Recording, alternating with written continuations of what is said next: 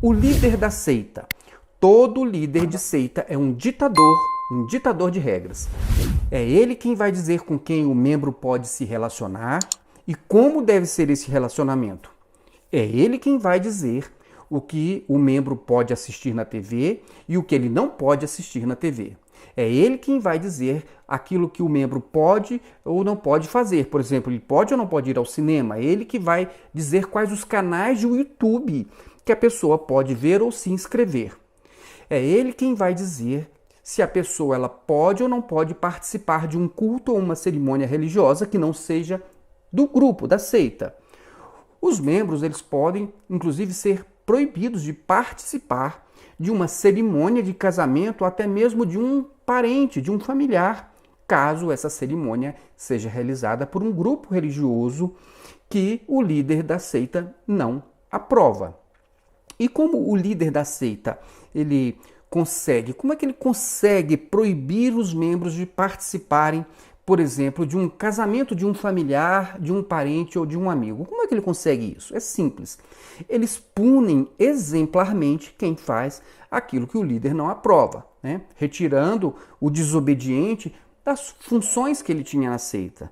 Então, as demais pessoas, elas vendo isso, elas ficam com medo de sofrerem essa mesma disciplina.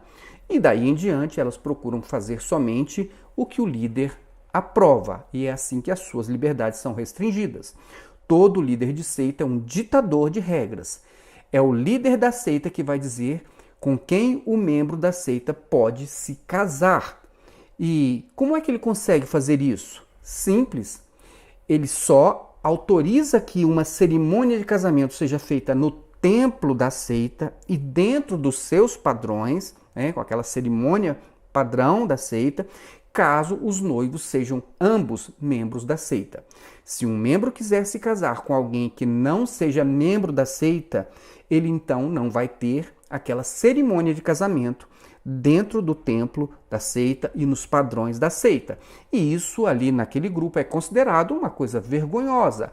Então, dessa forma, o jovem ele já fica com essa informação em sua mente e, se ele quiser então ter uma cerimônia de casamento dentro da seita, nos padrões da seita, ele terá de escolher o seu futuro esposo ou a esposa entre os membros da seita.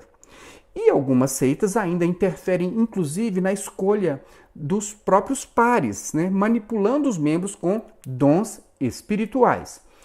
E é assim que o líder de uma seita diz com quem os membros podem ou não podem se casar, mesmo quando parece que essa foi uma livre decisão do membro da seita. Todo líder de seita é um ditador de regras.